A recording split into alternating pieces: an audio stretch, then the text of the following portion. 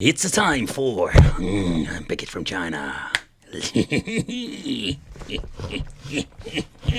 Hey, welcome back to the channel. It's awesome that you're tuning in. So in today's video we are going to do an unboxing with the new Beelink mini PC.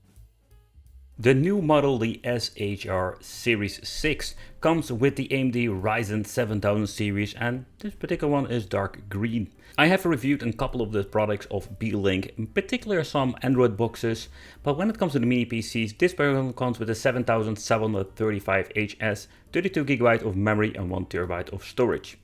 But they are quite nice high quality.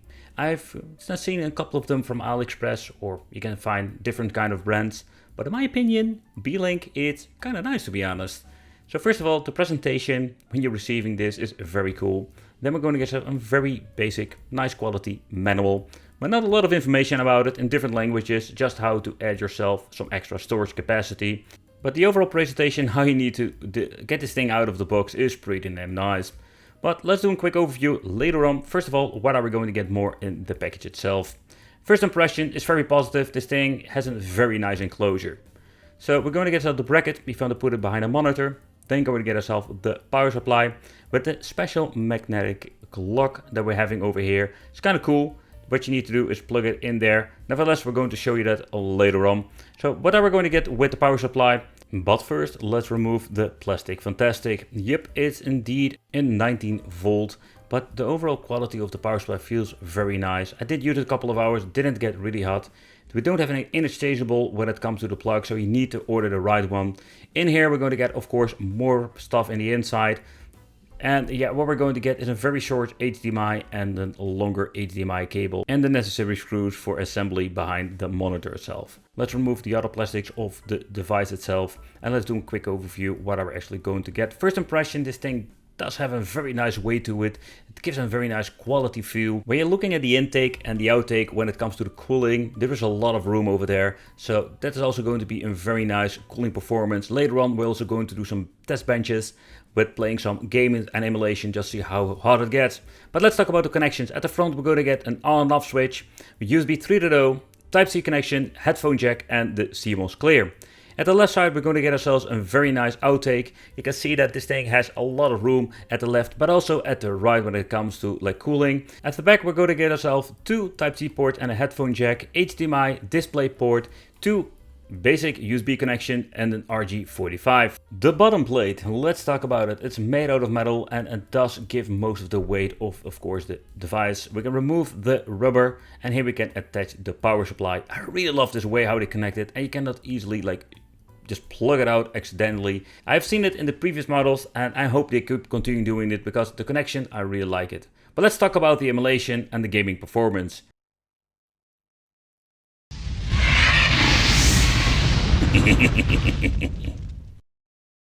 Alright, first time boot. The first thing that we need to do is choose our language that we're going to have with Windows. In my case, I will keep it in English. Next. Then we're going to need to choose the region where you live. After accepting selling your soul to Microsoft, the next thing you need to do, give the machine a name. So let's call this thing the Beelink. No, let's say, yeah, Beelink Mini SAR. Next thing we're going to get ourselves in a lot of different options that we're going to click no. Find my device, no. Send dynasty to Microsoft, oh no. Improve inking and typing, no. Get tailored experience with diagnostic details, no. Let apps use advertisement ID, no, no, and no.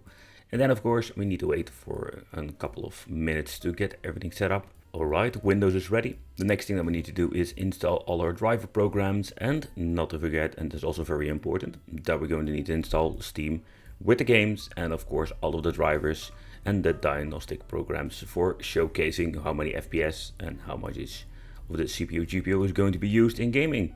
And first off, let's start with some old school retro gaming. As a big fan of old school games, yeah, Outrun 2006 is one of those great examples, but take into consideration these games are absolutely not very demanding for the machine like this. Race for the top position.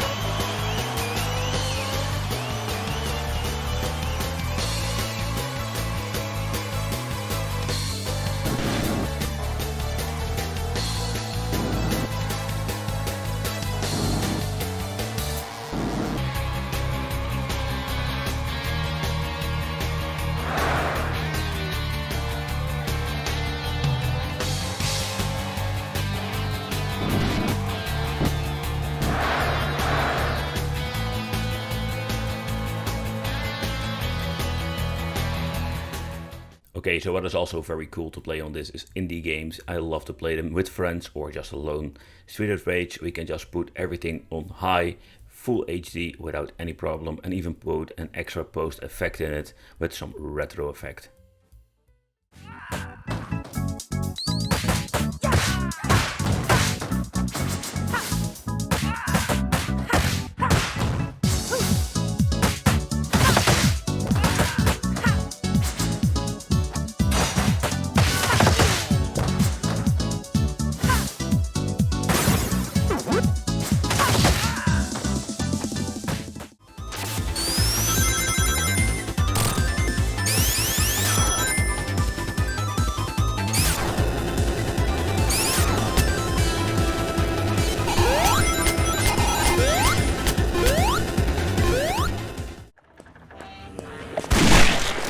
Doesn't anybody stay dead anymore?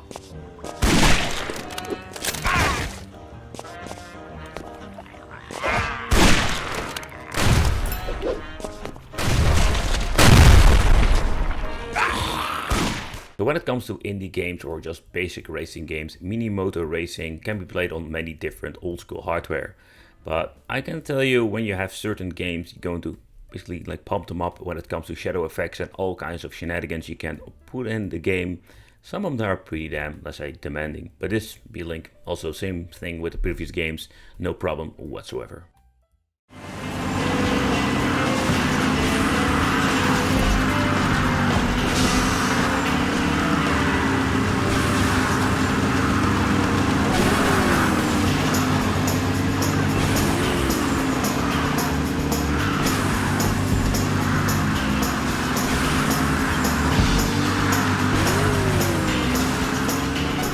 But let's get into the 3D stuff.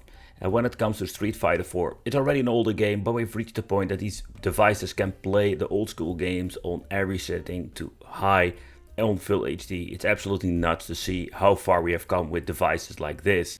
Sonic Boom! What are you waiting for? Sonic Boom! Sonic Boom!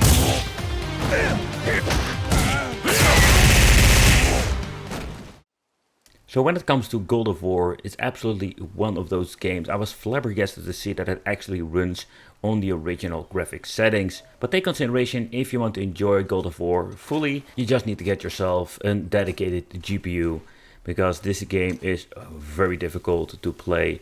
But again, surprisingly, it runs pretty good.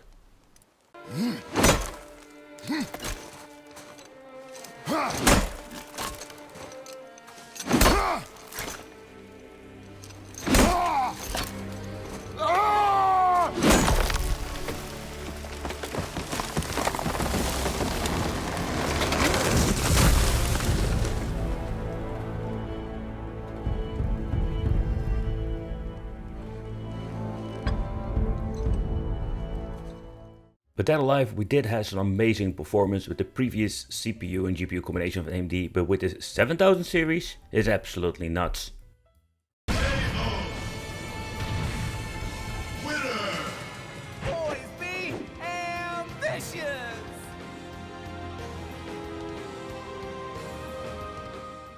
Alright, next up, let's try some Crash. I love this game, by the way, the old school trilogy.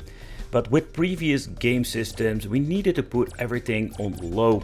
But with this particular game box, I was surprised to see that we can put every single setting on high and full HD resolution. But there is a catch. When you're looking closely to the FPS meter, you will see that it runs around 55 FPS. And it can even dip all the way to the 50. But actually, when you're just playing the game, I don't really actually notice it.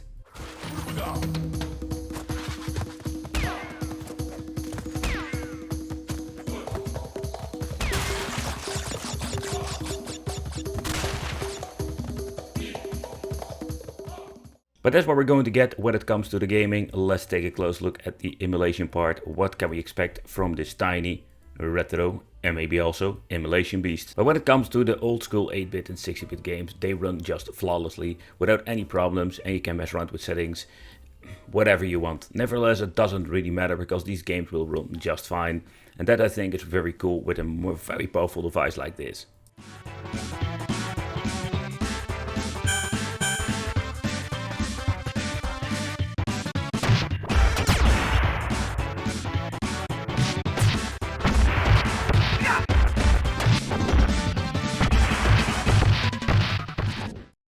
For the first test bench, let's take a close look at some God of War for the PlayStation Portable with the PSP Emulator.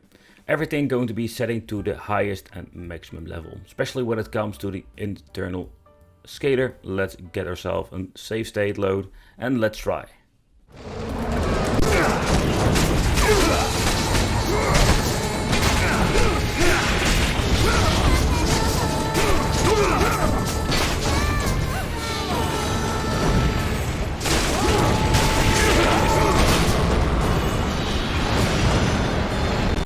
Alright, so let's choose a different part of the game. Let's load state that and let's go.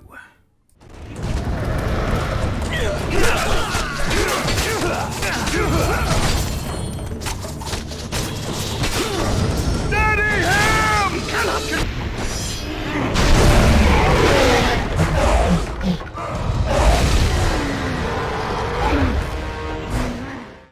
If you're going to deep dive into the PlayStation 2 emulator, with a device like this we can actually run it on high resolution without any problem, and we do have an absolutely overall cool PlayStation 2 performance.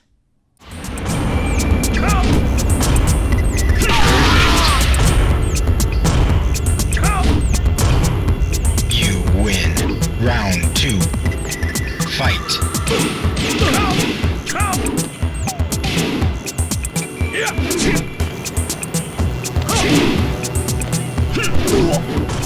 Then of course PlayStation 3 Emulation, and I can tell you, if you're going to deep dive into this, first of all the loading times are so fast when it comes to actually loading the game itself. Take him down!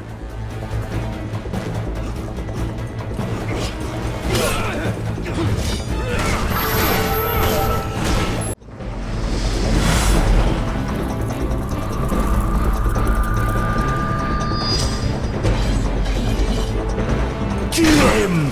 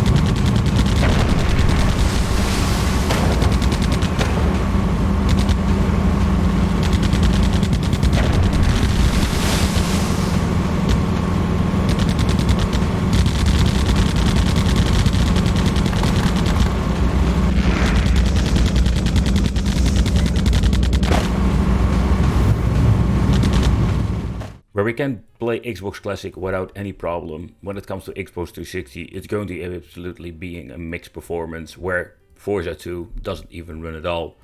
So a little bit of a bummer, but we're not there yet when it comes to, in my opinion, Xbox 360 emulation and mini PCs. Where we do get amazing performance, I love myself GameCube and F-Zero GX. Of course it's also a great game to benchmark, but this game runs perfectly without any problems when it comes to 4K internal resolution. Absolutely not, this game looks amazing, and it's very exciting to see that we're actually having a tiny mini PC that can play these games without any hassle. You got boost power.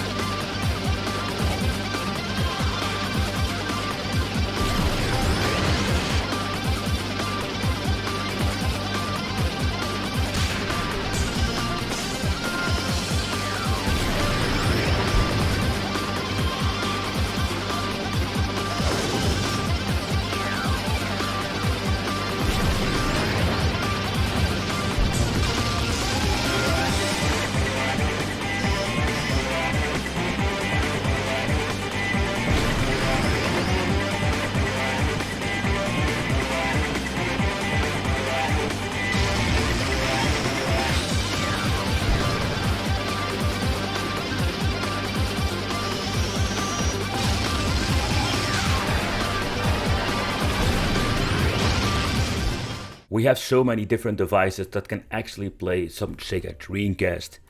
But when it comes to this mini PC, we can put everything on the highest setting. Eternal resolution can even upscale to 4K. It's absolutely nuts, and that is what we're going to find with a PC like this. Depending on what kind of platform you want to play, but if you want to get into Sega Dreamcast, I think a combination with the Rhythm Emulator, it's going to be absolutely a lot of fun. Alright, so let's take a close look at the inside of the device itself. Can we add some extra storage, and what can we actually add? We need to remove 4 screws over here. Then we can get into the machine itself, removing the metal bottom plate. So what I've noticed that we do have a strip already assembled, so if you want to add yourself an NVMe, you can just do it like that without any problems. So they already put in an arrow over here saying that you don't need to cover up, don't block the fan itself. But yeah, because of the size, we do have some limitations, and you can clearly see it from this point. Alright, so we're going to get ourselves an extra storage capacity, so that is great in my opinion. It's slightly positioned in a very strange way. We're going to put in Kingston for giving you an idea how. Remove this tiny screw over here. And with this, we're going to get ourselves even more capacity than we're having. This is a 1 terabyte, so in total we're going to get 2 terabytes. From the manufacturer, they already assembled a thermal pad for giving the SSD some cooling. The only downside I found that it will block, let's say around 50% of the fan. Nevertheless, when it comes to a compact design like this particular product, I must say that I'm flabbergasted at the overall performance. If you love retro and indie games, this thing is absolutely great. For AAA, I will double check what kind of specs your game needs. With a very nice compact design, it also comes with concessions. We're only having space for 1 extra SSD, and that is one of those things that you can expect when you come in with a very tiny compact design. Where we had a lot of Type-C connections, I was missing out normal USB connections in my opinion. Nevertheless, I want to thank you all for watching. Consider subscribing, hit that little bell, and it would be great to see you in the next video.